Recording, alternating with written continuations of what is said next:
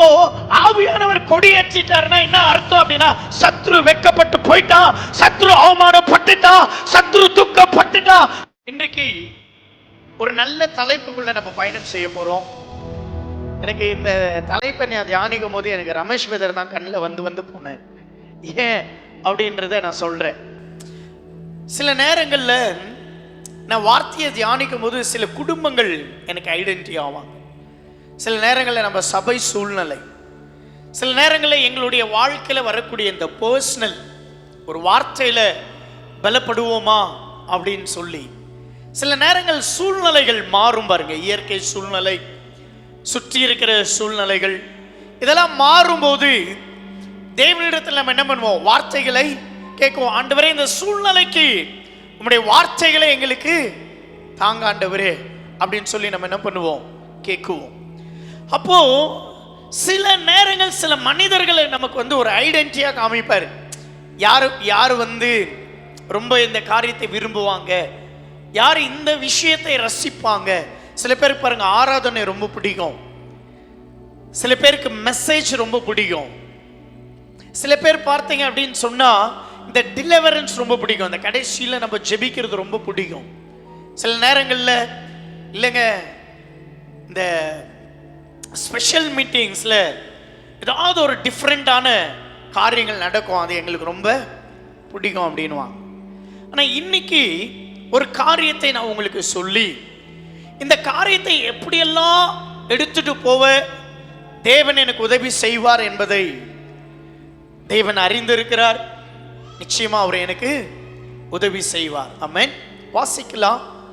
ஏசாயா 59 அதிகாரம் 19வது வசனம். ஏசாயா chapter 59 verse 19. அப்பொழுது சூரியன் அஸ்தமிக்கிற திசையை தொடங்கி கர்த்தரின் நாமத்துக்கும் சூரியன் உதிக்கும் திசை தொடங்கி அவருடைய மகிமைக்கு பயப்படுவார்கள். வெள்ளம் போல் சத்ரு வரும்போது கர்த்தருடைய ஆவியானவர் அவனுக்கு விரோதமாய் கொடியேற்றுவார். ஆமென். இன்றைய தலைப்பு ஆவியானவர் கொடியேற்றுவார். ஆமென் சொல்ல மாட்டீங்களா? ஆமென். சத்ரு வெள்ளம் போல திரண்டு வருவான். வெள்ளம் போல வந்து அதை வாரி கொண்டு போயிடணும்னு நினைப்பான் இல்லையா? நம்ம இந்த சுனாமி வரும்போது 2004 சுனாமி 2004 இந்த சுனாமி வரும்போது நெக்ஸ்ட் ஒரு 2 daysல நாங்கள் போனோம். நாங்கள் எங்கள் டீம் எல்லாம் போய் நிறைய சோஷியல் ஒர்க்கெல்லாம் நாங்கள் பண்ணோம். அப்போது அங்கே பார்க்கும்போது இந்த நாகப்பட்டினம் பகுதியில் நம்ம போய் பார்த்தோம். அநேக வீடுகள், அநேக பொருள், அதையெல்லாம் வாரி கொண்டு போய் ஒரு இடத்துல அப்படியே தள்ளிடு. ஒரு பெரிய கப்பல் எடுத்துன்னு போய் ஒரு பெரிய பில்டிங் மேலே நிற்க வச்சுக்குது ஒரு அலை. இந்த சத்ருவானவன் எதை வாரி கொண்டு போனோம்? அலங்கலிக்கணும், ஒரு அழகா இருக்கிற இடத்தை சீர்கெடுக்கணும். அந்த இடம் ரொம்ப அழகா இருந்தா அதை சீர்கெட்டு போகணும், அதை கொலைச்சி போடணும், உடைச்சி போடணும். சத்ரு வெள்ளம் போல் வந்தா, ஆனா ஆண்டவர் சொல்றாரு கர்த்தருடைய ஆவியானவர் அந்த இடத்துல கொடியேற்றுவாராம். இந்த கொடி அப்படின்னும் போது நிறைய மீனிங் இருக்கு. இந்த ஃபிளாக் அப்படின்னும் போது நிறைய விஷயம் இருக்கு இல்லையா? ஃபிளாக்ன்றது அவ்வளோ ஈஸி இல்லை. நம்ம தேசத்தில் ஃபிளாகுக்கு நிறைய மீனிங் இருக்கு.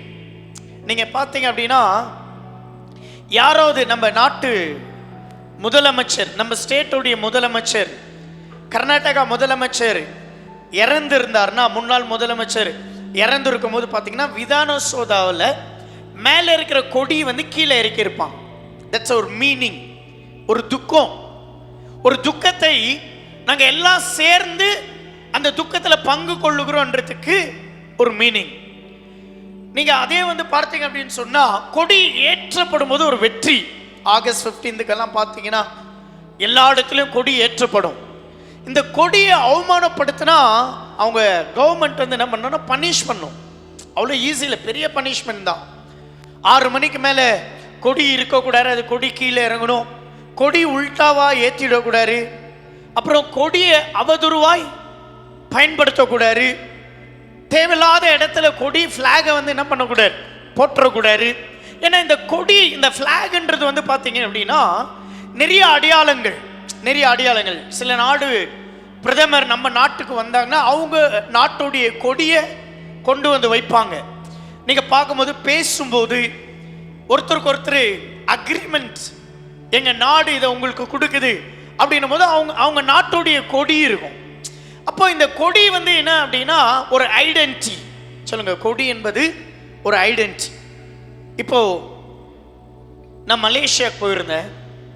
மலேசியாவுக்கு போன உடனே அங்கே ஒரு கான்ஃபரன்ஸ் நடந்தது.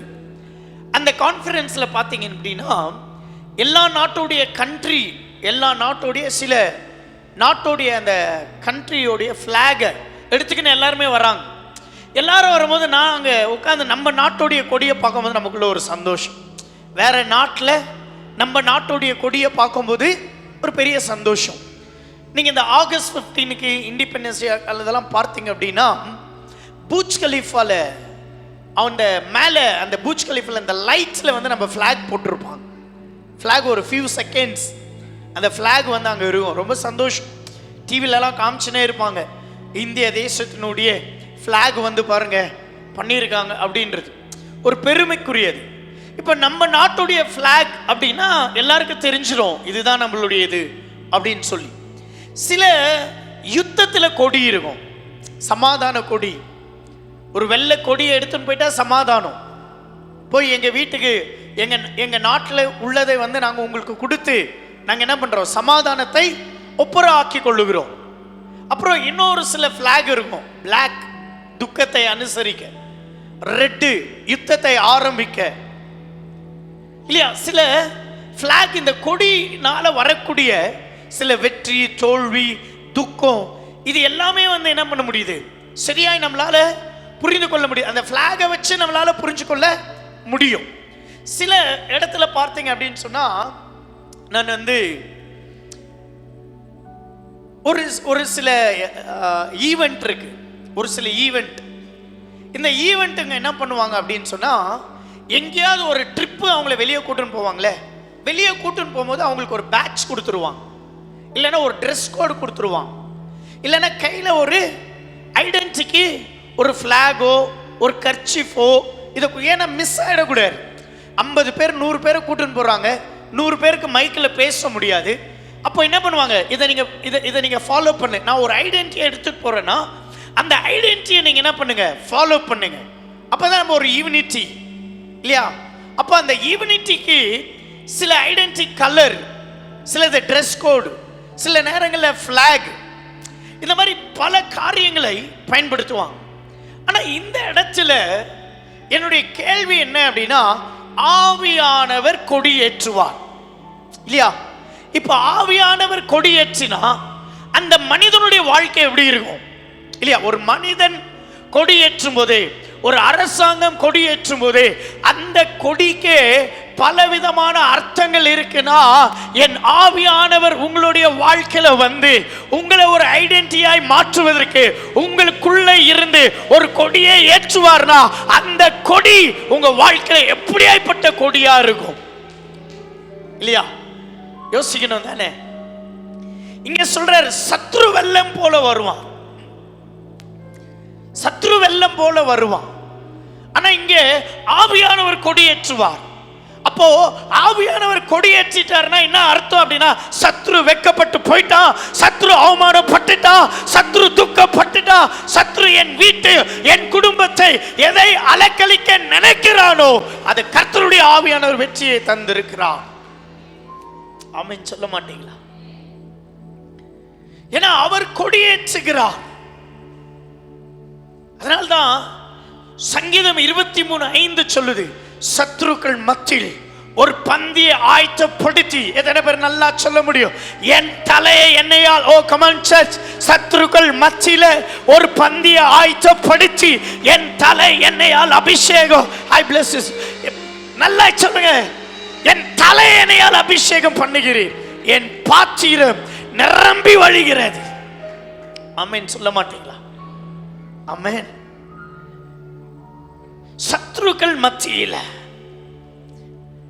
சத்துரு வெள்ளம் போல வருவான், ஆனா ஆவியானவர் கொடியேற்றிடுவாரு. வெற்றி கொடி, ஜெயக்கொடி. எத்தனை பேர் ஆமென் சொல்ல முடியும்? இங்க பைபிள் சொல்லுது, எந்த சத்ருவா இருந்தாலும், இன்னைக்கு நான் இதை ப்ராஃபட்டிக்கா சொல்றேன், ஆவியானவர் உங்களுக்குள்ள அவர் வெற்றி கொடியை ஏற்றிடுவார். ஆமென் சொல்ல மாட்டீங்களா? எந்த விதமான சூழ்நிலையில் இருந்தாலும். ஆமென். பாருங்க, ஒரு மனிதனை ஒரு கொடி ஐடென்டி நல்லா நீங்க புரிஞ்சுக்கொள்ளுங்க. ஆவியானவர் கொடியேற்றுகிறார்னா ஒரு ஐடென்டி உண்டாயிடும். அந்த மனுஷன் வேர்பிரிக்கப்பட்ட மனுஷனா இருக்கும். அந்த மனுஷனுக்குள்ள ஒரு தனித்துவம் இருக்கும்.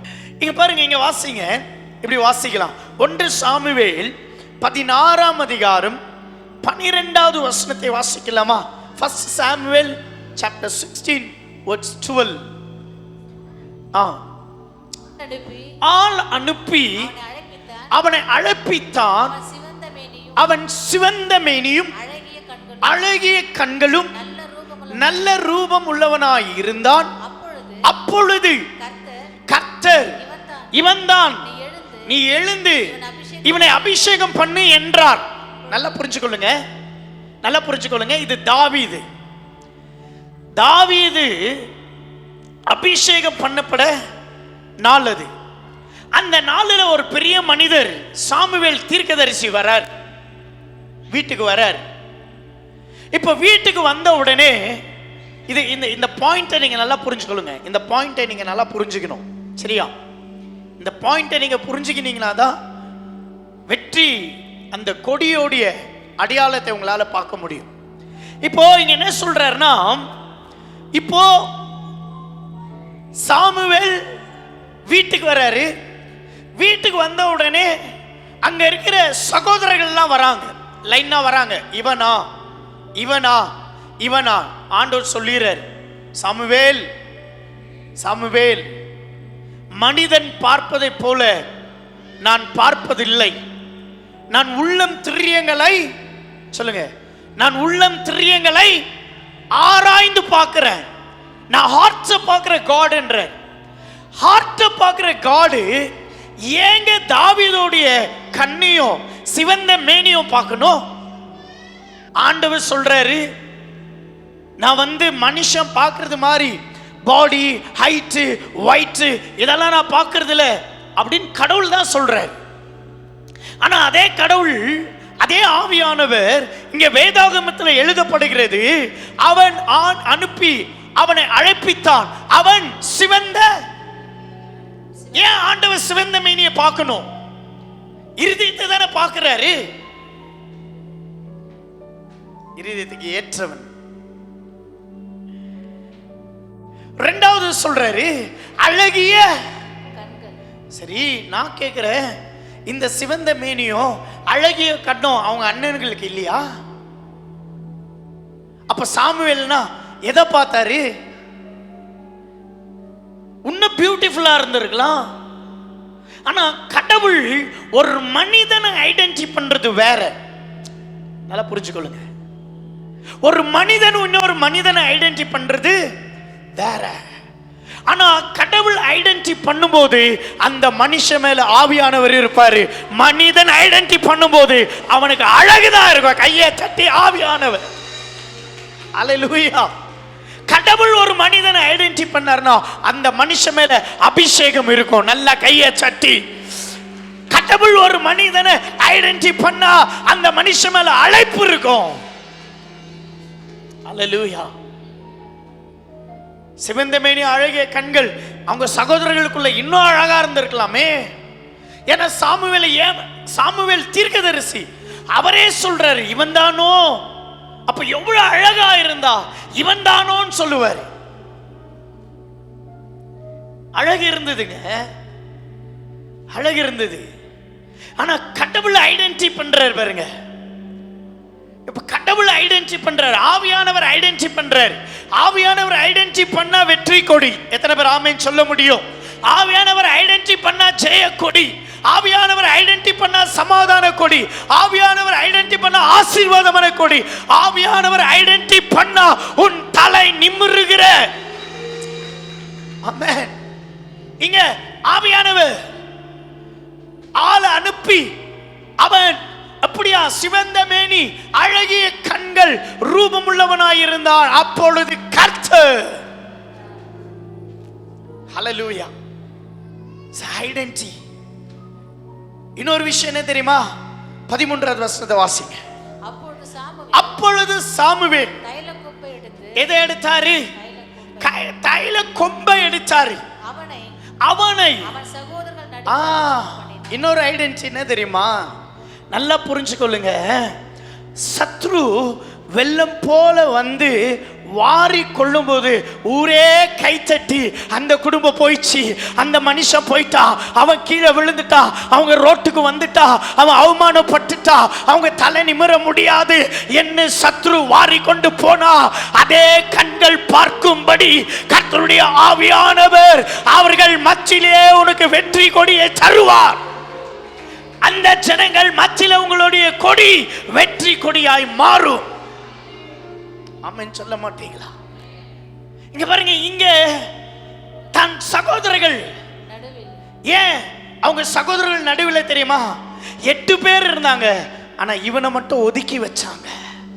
சத்ரு நினைச்சான் இவனை தூக்கி ஆடு மேய்க்க விட்டுலாம், இவனை தூக்கி காட்டுல விட்டுலாம், இவனை தூக்கி சிங்கத்துக்கோ கரடிக்கோ இரையாக்கலாம், இவனை தூக்கி கோலியாத்து கையில ஒப்பு கொடுத்துடலாம், இவனை தூக்கி அவமானப்படுத்தி இவன் ராஜாவா வரக்கூடாது, இவன் தலை நிமிரக்கூடாது, இவன் அவமானப்படணும்னு சொல்லி பல ஆண்டுகளாய் தாவீதை சத்ரு தூக்கி தூர வச்சாலோ அந்த சகோதரர்கள் எல்லாம் பார்க்கும்போது, டேய் தம்பி, நீ உட்படாதவன்டா, நீ வளராதவன்டா, நீ மேல வர மாட்டாடா, எங்களுக்கு யூக்கலாவுனால உட்கார முடியாது, எங்களுக்கு யூக்கலாவுனால நடக்க முடியாது, எங்களுக்கு யூக்கலாவுனால வாழ முடியாதுன்னு சொல்லி அவர்கள் சகோதரர்கள் இருதயத்தில் எண்ணம் கொண்டு இருக்கலாம். அதே சகோதரர்கள் மத்தியில கர்த்தருடைய ஆவியானவர் அபிஷேகம் பண்ணுகிறார். எத்தனை பேர் ஆமென் சொல்ல முடியும்? நான் சொல்றேன். ஹல்லேலூயா. எந்தெந்த இடங்கள்ல நீங்கள் அவமானப்பட்டீர்களோ அதே இடத்துல ஆவியானவர் உங்க தலையை அபிஷேகம் பண்ணி, உன் கொடி வெற்றி கொடி தான், உன் கொடி ஆவியானவர் தான் ஏற்றின கொடி, உங்க கொடி வெற்றி. நல்ல கையை தொட்டி, என் கொடி வெற்றி கொடி, என் கொடியை ஆவியானவர் ஏற்றினா. எத்தனை பேர் ஆமென் சொல்ல முடியும்? ஹல்லேலூயா. என் கொடி வெற்றி கொடி. எங்க கொடி தோல்வியே இல்லை.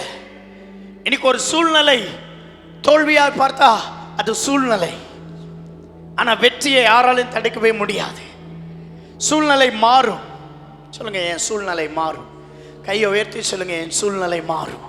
நல்ல 2 கரங்களை உயர்த்தி சொல்லுங்க, எந்தெல்லாம் நீங்க சூழ்நிலையை சொல்றீங்களோ அந்த சூழ்நிலை மாறும். இயற்கையே மாறும்போது, சூரியனே உனக்காக நிற்கும் போது, புயலே உனக்காக, காற்று கடலே உங்களுக்காக அமைதலாய் மாறும்போது, சத்ரு எதை வார நினைக்கிறானோ இன்றைக்கு அந்த சூழ்நிலை மாறும். கர்த்தருடைய ஆவியானவர் உங்க வாழ்க்கையில கொடி ஏற்றுவார், உன் உள்ளத்துல கொடி ஏற்றுவார், உன் குடும்பத்துல கொடி ஏற்றுவார். அது வெற்றி கொடி.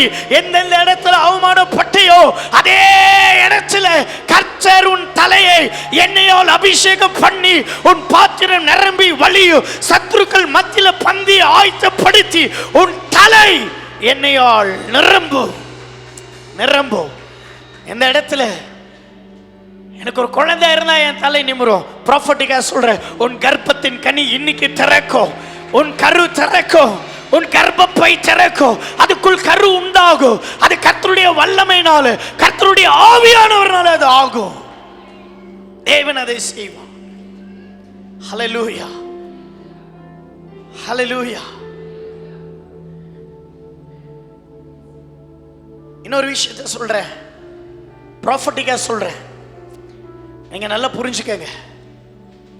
நம்ம நினைப்போம் தன்னுடைய கிறிஸ்துவ சமுதாயத்தை வைத்துதான் ஆண்டவருக்கு நன்மை செய்வார் என்று. இல்ல இல்ல, புறஜாதியை கொண்டும் தேவன் நமக்கு நன்மை செய்வார். நம்ம சபைக்கு செஞ்சிருப்போம், நம்ம ஊழியருக்கு செஞ்சிருப்போம், ஒருவேளை ஊழியர்களுக்கு செஞ்சிருப்போம், நம்ம அங்க பலனே இருந்திருக்காது. சில பேருடைய கேள்வி, சபை எனக்கு என்ன பலன், ஊழியர்கள் எனக்கு என்ன பலன், ஊழியங்கள் எனக்கு என்ன பலன்? இல்ல அப்படி இல்லை. யாரோ ஒருத்தர் வெளியே நல்ல பொட்டு பட்டை கிட்டெல்லாம் வச்சு நல்ல மாலை போட்டு நல்லா உனக்காகவே உனக்கு நன்மை செய்யும்படியாகவே கர்த்தர் ஒரு மனிதனை எனக்குன்னு வச்சிருவார். அல்லேலூயா. நமக்குன்னு வச்சிருவார், நமக்கு நன்மை செய்யும்படி. ஏன்னா சத்துருவை சமாதானப்படுத்திடுறாரா பாருங்க. இங்க சகோதரர்கள் மத்தியில என்னெல்லாம் பண்ணியிருப்பாங்க அந்த சகோதரர்கள். அவங்க எல்லாம் நல்ல டைனிங் டேபிள்ல சாப்பிட்டுருப்பாங்க, ஆனா தாவீதோ ஒரு மூலையில உட்கார்ந்து நின்றுருப்பாரு. இவங்க எல்லாம் நல்ல ட்ரெஸ் போட்டிருந்தாங்க, தாவீதோ ஒரு மெய்ப்பனுடைய ட்ரெஸ் போட்டுட்டு இருந்தாரு. இவங்க எல்லாம் அப்பா அம்மா கூட நல்ல கொஞ்சம் குழாவிட்டு இருந்தாங்க, தாவீதோ அப்பா அம்மா இருந்தும் அனாதை போல இருந்தாங்க. இவங்க எல்லாம் நல்ல கவர்மெண்ட் ஜாப்ல பெரிய பெரிய ஆபீசரோடு கூட ஒர்க் பண்ணாங்க, தாவீதோ ஆடு மேய்ச்சிட்டு இருந்தாரு. ஆனா ஒரு நாள் வந்துச்சு, ஆவியானவர் சொல்றாரு, ஒரு நாள் உங்களுக்கு வச்சிருக்கிறேன். எத்தனை பேர் ஆமேன் சொல்ல முடியும்? ஒரு நாள் உங்களுக்கு இருக்கு. ஆமேன் சொல்ல மாட்டீங்களா? எப்படி இருக்கும் பாருங்க. அந்த சம்பவத்துக்குள்ள போங்களேன். ஒரு மனுஷன் அவமானப்பட்டு வெற்றியே இல்லாத தோல்வி, தோல்வி பெற்றது தோல்வி, வளர்ந்தது தோல்வி. நேற்று ஒருத்தர் வீட்டுக்கு போயிருந்தோம், ஒசூர் அத்திபலி அந்த பகுதியில். அவங்க ஒரு ஃபேமிலி. அவர் வீட்டுக்கு நாங்க போறோம். போன உடனே ஆவியானவர் பேசுகிறார். நான் சொன்னேன் அந்த சகோதரனை பத்தி, இவர் பெற்றதே நீங்க தவறுன்னு நினைக்கிறீங்க. இந்த மனுஷன் 2 தடவை மரணத்தை கிராஸ் பண்ணி வந்திருக்கிறாரு. இந்த மனுஷனுக்கு தோல்வியா நீங்க பாக்குறீங்க. ஆனா நான் சொல்றேன், இந்த மனுஷன் பிறந்ததுனால தான் உங்க குடும்பம் இன்னைக்கு ஒரு வெற்றியா இருக்கு அப்படின்னு. அந்த அம்மா தேம்பி தேம்பி அழுதுட்டாங்க. அவங்க சிஸ்டர் எல்லாம் அழுகுறாங்க. அப்புறம் சொல்றாங்க, இந்த பையன் வேண்டாம், கருவிலேயே கழிச்சிடலாம் நாங்க நினைச்சோம். இந்த பையனை கருவிலேயே கழிச்சிடலாம் நினைச்சோம். எங்களுக்கு எதுக்கு இந்த பையன், ஒரே ஒரு பொண்ணு மட்டும் போதும் நாங்க நினைச்சோம்.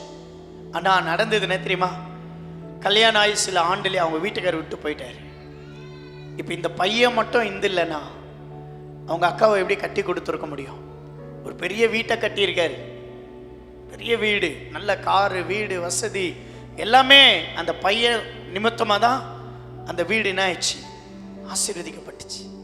அப்போ சொல்கிறாங்க, இந்த பையன் 2 தடவை ஒரு கார் அப்படியே 24 லட்சம் ரூபாய் கார் அப்படியே ஸ்கிராப் ஆயிடுச்சு. ஆனால் அவனுக்கு ஒன்றும் ஆகலை.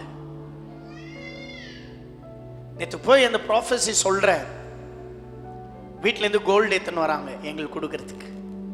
இந்த மாசம்லாம் என்னன்னு தெரில, எங்களுக்கு எங்கே போனாலும் கோல்டு. ಮಂಗಳೂರಿಗೆ போகிறோம், அந்த வீட்டில் ಗನ್ನು ಪುಚ್ಚಿಂದನೆ அந்த வீட்டில் ಅವರು ಸರ್ ಕೊಂಚ ಸ್ವಲ್ಪ ಹೊತ್ತು ಕೂತ್ಕೊಳ್ಳಿ ಸರ್, 1 ಅವರ್ಲಿ ಬಂದ್ಬಿಡ್ತೀನಿ. ಸರ್ ಎಲ್ಲಿ ಹೋಗ್ತೀರಾ? ಕುಂದಾಪುರ ಮೈನ್ ಸಿಟಿ ಹೋಗ್ಬಿಟ್ಟು ಬರ್ತೀನಿ. ಕುಂದಾಪುರ ಹೋಗ್ಬಿಟ್ಟು ಬರ್ಬೇಡಿ, ನಾನು ಕೂತ್ಕೊಂಡು ಇರಬೇಕಾ? Sir sir sir please sir.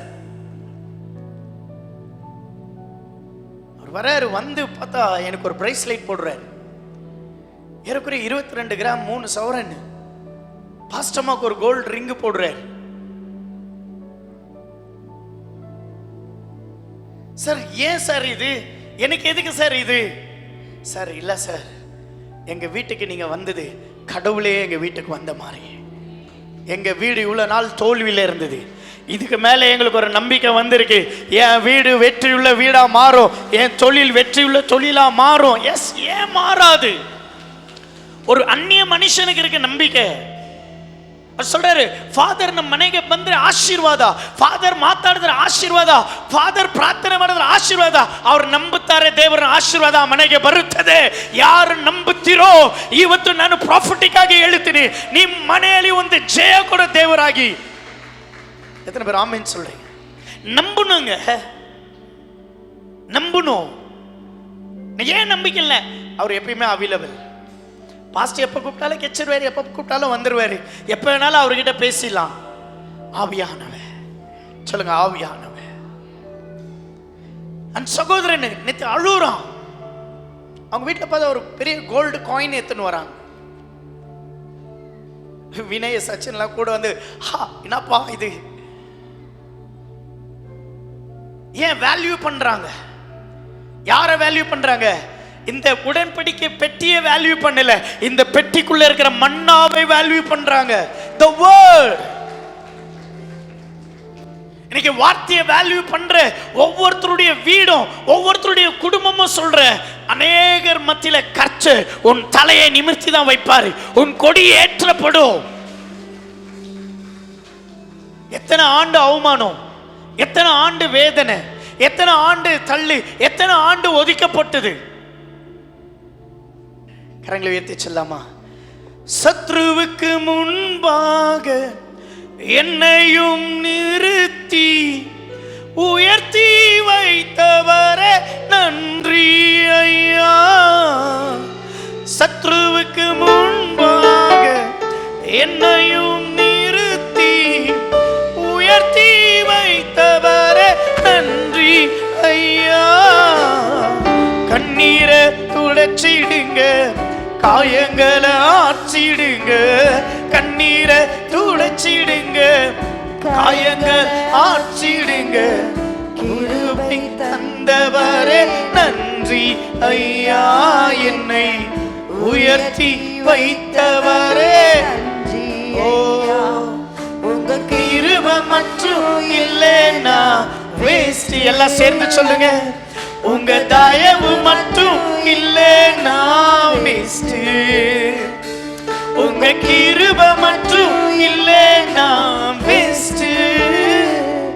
உங்க தயவு மட்டும் இல்லைன்னா வேஸ்ட். ஆராதனை ஆராதனை ஆவியானவரே, ஆவியானவரே உங்களுக்கு தான்ப்பா. இயேசுவே ஆராதனை ஆராதனை உமக்கு தானே, உமக்கு தானே. எத்தனை பேர் ஆமென் சொல்ல முடியும்? சில பேர் ஆவியானவர் வேல்யூ பண்ணுவாங்க, சில பேர் தேவ வார்த்தையை வேல்யூ பண்ணுவாங்க, சில பேர் அந்த சகோதரர்கள் மாதிரி அற்பமா பார்ப்பாங்க. ஆனா அவர்கள் மத்தியில தான் கர்த்தர் தலையை அபிஷேகம் பண்ணி இருக்கிறார் என்பதை நிரூபிப்பார். எத்தனை பேர் ஆமென் சொல்றீங்க? தெரியாது தாவீதுக்கு இங்க என்ன நடக்குது, தெரியல தாவீதுக்கு. இங்க அபிஷேகம் தெரியாது, வெற்றி தெரியாது, வாழ்க்கை மாறப்போது தெரியாது. நான் சொல்றேன், ஒவ்வொரு ஆராதனை சபைக்கு வரும்போது ஆவியானவர் மட்டும் நோக்கி பார்த்து வாங்க. இன்னைக்கு என்ன எனக்கு இல்ல ஆவியானவர் எந்த சூழ்நிலையில உங்களை கொண்டு வந்தாலும் ஒரு மாற்றத்தை அவர் தந்துருவார். எப்ப வேணாலும் நடக்கலாம் அந்த டிரான்ஸ்ஃபர்மேஷன். இன்னைக்கு சில நன்மைகள் பெற நான் 15 வருஷமா ஊழியத்தை செஞ்சுட்டு இருக்கிறோம். 15 years. உடனே எடுத்தோம் இதெல்லாம் யாரும் கொடுக்கல. எடுத்தோன்னா யாரும் நம்மள நிறைய அவமானங்களை சந்திச்சோம், நிறைய வேதனைகளை சந்திச்சோம், நிறைய துக்கங்களை கிராஸ் பண்ணி எதுவுமே எடுத்த உடனே தாவீதுக்கு எடுத்த உடனே கிடைக்கல.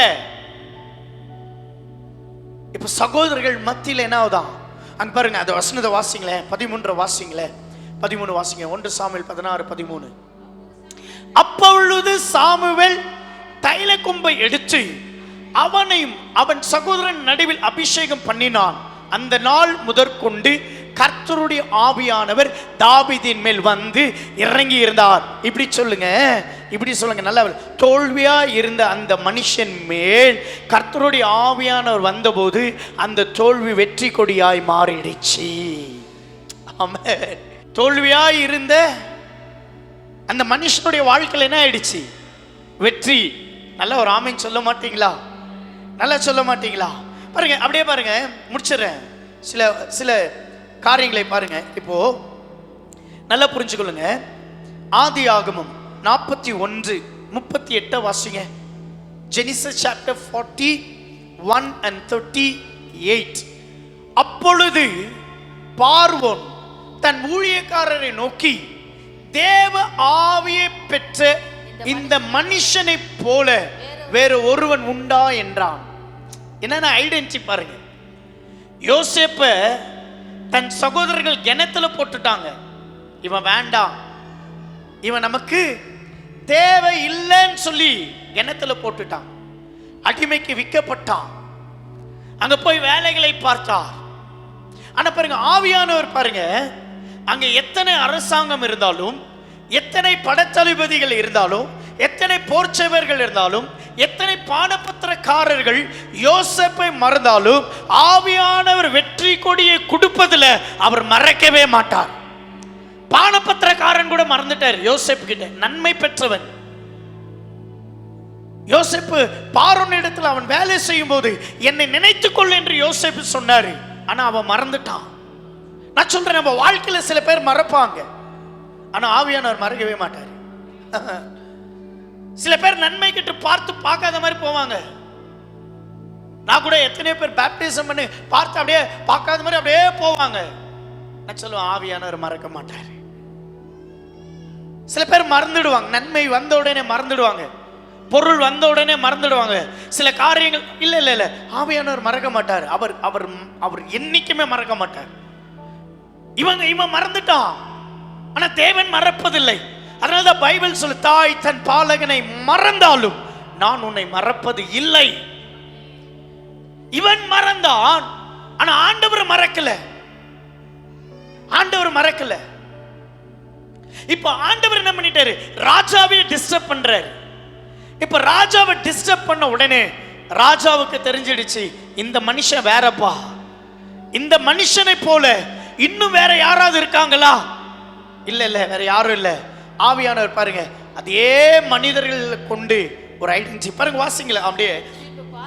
அப்பொழுது வாசிங்க வாசிங்க. பின்பு யோசேப்பை நோக்கி, தேவன் இவை எல்லாவற்றையும் உனக்கு வெளிப்படுத்தியிருக்கிறபடியால் உன்னை போல விவேகமும் ஞானம் உள்ளவன் வேறொருவனும் இல்லை. இல்லை. ஏன்னா ஆவியானவர் வந்த உடனே என்ன வருது? ஞானம், விவேகம். சொல்லுங்க, ஞானம்.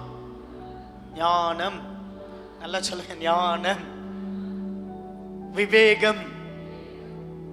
அந்த ஞான விவேகம் வந்துடுச்சுன்னா ஒரு குடும்பம் எப்படி நடத்தணும், யாருக்கிட்ட எப்படி பேசணும், எங்க இருந்து தப்பிக்கணும், எந்த பாவத்துல இருந்து. இல்லையா, போர்த்திபாலுடைய மனைவி பாவத்துக்கு வரும்போது ஆவியானவர் யோசேப்புக்குள்ள இருந்ததுனால தானே ஞானம் வந்துடுச்சு. இது பாவம், இது தவறு. அந்த விவேகம் வந்த பிறகுதானே, நான் நிர்வாணம் என்று 10 பேர் பார்த்தாலும் பரவாயில்ல, ஆனா கர்த்தருடைய ஆவியானவரை மட்டும் நான் துக்கப்படுத்த மாட்டேன்னு விலகி ஓடினாரு. ஹல்லேலூயா.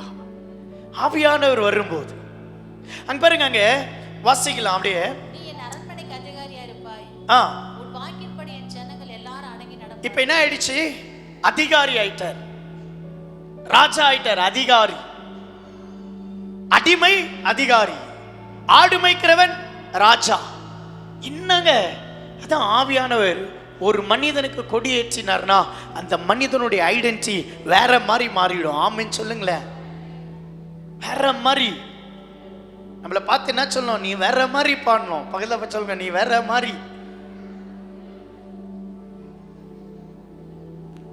ஹலோ, இருக்கிறீங்களா? கொஞ்சம் சொல்லுங்களேன், நீங்க வேற மாதிரி. இதெல்லாம் ரொம்ப முக்கியம் பாருங்க.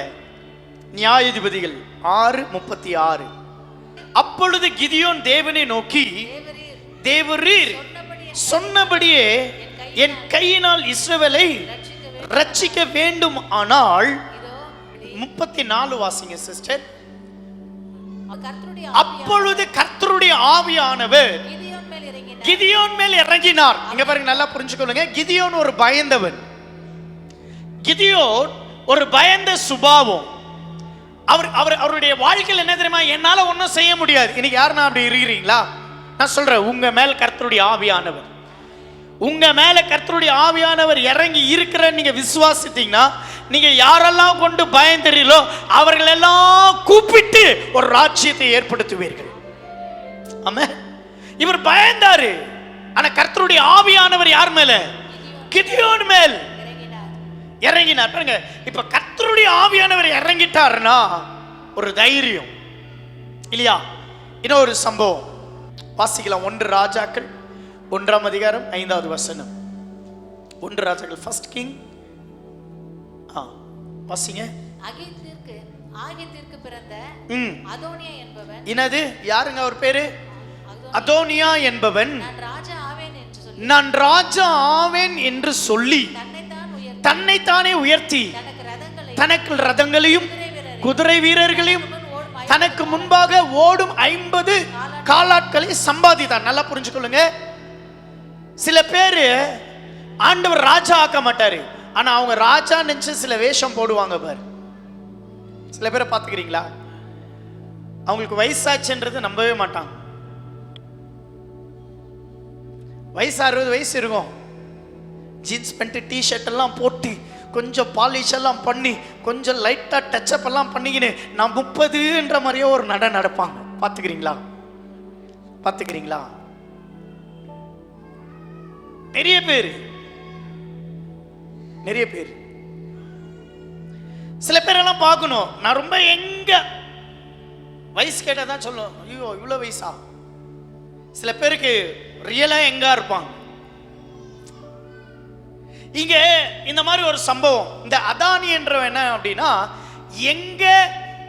எங்க அப்பா இவரை ராஜா ஆக்கிடுவார், இவர் முந்திக்கினாரு. ஆனா வெரி ஸ்மார்ட் அதானி தான், வெரி ஸ்மார்ட். ஏன் அப்படின்னா ஜனங்களை நம்ப வைக்கணும், நான் ராஜா நான் ராஜா நான் ராஜா. சில பேர் பார்க்கணும், நான் ரொம்ப பெரிய பணக்கார மாதிரியே நடப்பாங்க. வீட்டுக்கிட்ட போன பிறகுதான் தெரியுது நீதானா அது. நிறைய பாய்ஸ்க்கு அப்படி ஏமாந்துருப்பீங்கல்ல, பொண்ணுங்க முடிய இப்படி விரிச்சு விட்டோன்னு ஐயோ ரொம்ப பணக்கார வீட்டு பொண்ணு மாதிரியே நடக்குது. அங்க வீட்டுக்கிட்ட போனாதான் தெரியுது அல்லே லூயா. அப்படியே யூட்ரன் அடிச்சு போயிட்டு இருப்பான். சார் தப்பா வந்துட்ட, சாரி சிஸ்டர். பாத்துக்கிறீங்களா? அப்படி சில ஆண்கள் எல்லாம் பார்க்கணும், அப்படியே வண்டி எடுத்து மேடி மேடி அப்படின்னு ஓட்டின்னு இருப்பாங்க. உள்ள போனா அவங்க டாடி பேடி பேடின்னு குத்துன்னு இருப்பாரு. சில பேர் தன்னை யாருன்றது காமிச்சுக்கிறது. இவர் என்ன பண்ணாரு தெரியுமா? கொஞ்சம் குதிரைக்கார கூப்பிட்டு ஒரு 50 பேர், டேய் நான் ராஜாடா, 50 பேர் ஓடு ஓடு ஓடு. செட்டப். நான் யார் தெரியுமா? செட்டப். ஒரு 4 பேர்கிட்ட காசு கொடுத்துடு, ராஜா ராஜ மாத்தாண்ட ராஜ கம்பீர வராரு வராரு சொல்றா. செட்டப். ஏன்? நான் யாருன்னு தெரியணுமே, தேசத்துக்கு பட்டணத்துக்கு தெரியணுமே. அப்புறம் ஏய் அம்மா பா என்ன வயசு? 96 வயசு பேரா. 1 லிட்டர் கெரோசின் கொடுக்குறேன், வந்து அங்க நின்னுடு, இப்படி ஊத்திக்கிற மாதிரி பண்ணு. ஏன் அப்படி பண்ணு? நீ இன்னும் இருக்க போறதுக்கு இருந்தா இல்லைனா என்ன ஒரு டெவலப் பண்ணலாம், எதனா ஒண்ணு. பாத்துக்கிறீங்களா? நான் நினைக்கிறேன் இந்த காலத்துல தான் இப்படி டிவிலையோ வெளியோ எல்லாம் பண்றாங்கன்னு பார்த்தா, அந்த காலத்திலேயே 2000 வருஷம் 4000 வருஷத்துக்கு முன்னாடியே ஒருத்தன் பண்ணிக்கிறான் இந்த செட்டப். 4000 years back என்ன மாதிரி செட்டப் பண்ணிக்கிறான் பாரு. 50 பேர் ஓடுறாங்க, ராஜா வராரு வராரு வராரு. ஊர்ல இருக்கிறவங்களாம் பார்த்துன்னுக்கிறான், ஓ ராஜா இவர் தான் ஆயிட்டாரு. ஏன்னா தாவீதுக்கு என்ன ஆயிடுச்சு, வயசு ஆயிடுச்சு. சாலமோன் பார்த்தா சின்ன பையனாகிறான், இவன் தான் ரொம்ப ஸ்மார்ட். என்ன மாதிரி செட்டப். சில பேருடைய செட்டப் வாங்கணும். நான் ரொம்ப பெரிய இடத்துல வேலை செய்யறேன். எங்க வேலை செய்யறேன்? துபாயில. என்ன கம்பெனி? கேக்குறான் மேய்க்கிறான் கம்பெனியில. சும்மா டுபாகர் வேலை பண்ணக்கூடாது. ஆவியானவர் இருந்தாருன்னா வெற்றி கொடி தான்.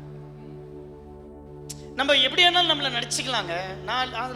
நாங்க காம்பவுண்ட் கிட்ட அங்க வாசல் கிட்ட நின்று ஜெபம் பண்ணி ஆண்டவரே இந்த குடும்பம் வரணும், இவங்க வரணும், இயேசு சுவாமி இவங்க வரலையே, இன்னும் லேட் ஆயிடுச்சு, ஏசப்பா அவங்களை கொண்டு வாங்க, தடையெல்லாம் நீங்குங்க, பலவீனம் நீங்குங்க, சோர்வெல்லாம் நீங்க. இதுல என்ன ஆகுது? பில்டப். நான் வந்து பெரிய ஃபாதர்.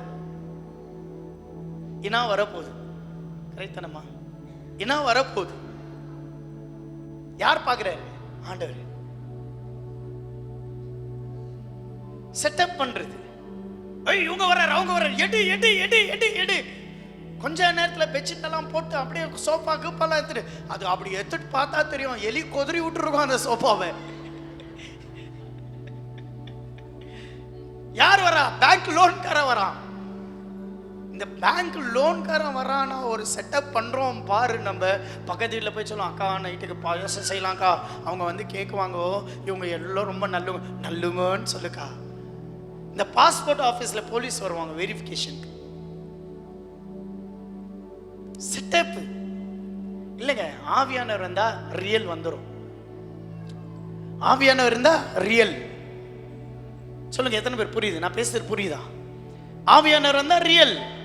என் வீடு இதாங்க, என் குடும்பம் இதாங்க, நான் இதாங்க படிச்சுக்கிறேன், நான் இதாங்க நான் சம்பாதிக்கிறேன். பா உந்த ரிசீம் எத்தனை வா, சம்பளம் 47,000, அவங்க வாங்குறது 22,000, 25,000 எக்ஸ்ட்ரா எழுதிருக்கு. ஆவியானவர் வந்தார்னா அதே கம்பெனியில உன்னை வெற்றி கொடியா வச்சிருவாரு. அதே தொழில்ல உங்களை வெற்றி கொடியா வச்சிருவாரு. இந்த செட்டப் தெரிஞ்சிருது தாவீதுக்கு.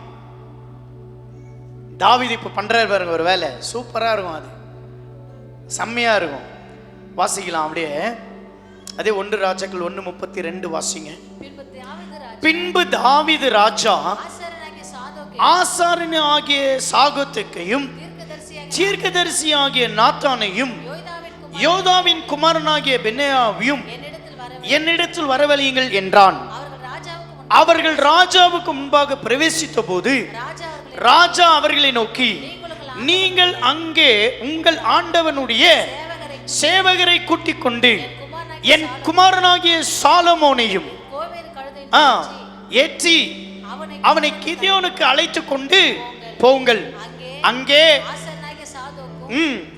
தீர்க்கதரிசியாக நாத்தானும் அபிஷேகம் பண்ண கடவார்கள்.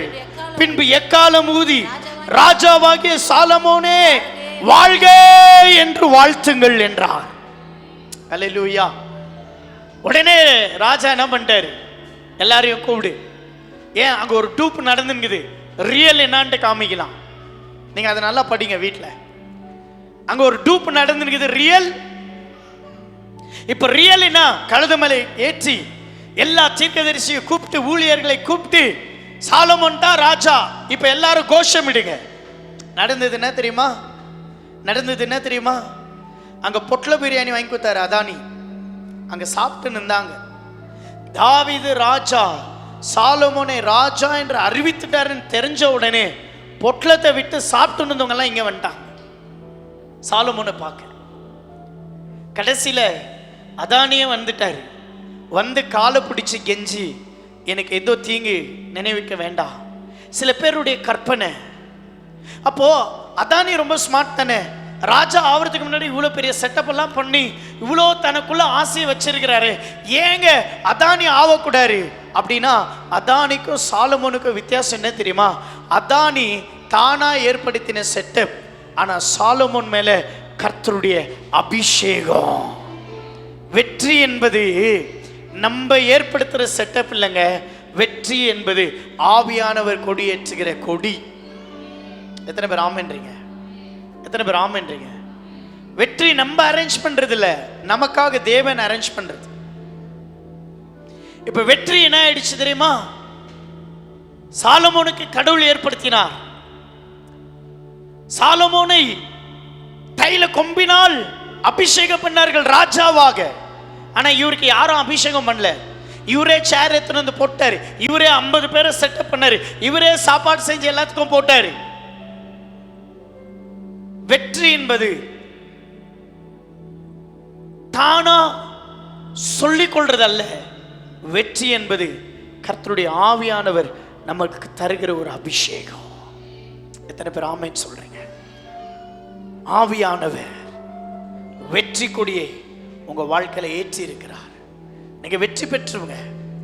சிலுவையில இயேசு உங்களுக்காக உங்கள் தோல்வியை அவர் ஜெயமாய் மாற்றினார். நீங்க எங்கெங்கெல்லாம் தோல்வி, எதிலெல்லாம் நீங்க விழுந்தீங்க, அதெல்லாம் இயேசு தன் சிலுவையிலே வெற்றியாய் செய்து முடித்தார். எத்தனை பேர் ஆமென் சொல்ல முடியும்? இயேசுவின் வெற்றி என்னுடைய வெற்றி. கரங்களை உயர்த்தி சொல்லுங்க. அப்பா, உங்க வெற்றி சிலுவையிலே எப்படி நீங்க மரித்து 3ஆம் நாள் உயிரோடு எழும்பினீரோ, ஆண்டவரே, இது உங்க வெற்றி. இது நீங்க எங்களுக்காக செய்த வெற்றி. இயேசுவின் வெற்றி என்னுடைய வெற்றி, இயேசுவின் உயிர்த்தெழுதல் என்னுடைய ஜீவன். ஆவியானவர் வெற்றி கொடி, ஆவியானவர் வெற்றி கொடி. எங்களை வெற்றி சிறக்க பண்ணுகிற அந்த கிறிஸ்துவின் அறிவு எங்களுக்குள்ள ஆண்டவரே, எங்களை எல்லா இடங்களிலும் நீர் வெற்றி சிறக்க பண்ணுகிறீர். தகப்பனே, உம்முடைய பிரசன்னத்தில் விற்று கொடுக்கிறேன். இந்த ஆராதனையை பொறுப்பெடுத்துக் கொள்ளும் நல்ல பிதாவே, ஆமென். நல்ல கரங்களை தட்டி, நல்ல ஆவியானவர் நல்ல கையை தட்டி, yes yes yes yes yes yes. Bless you.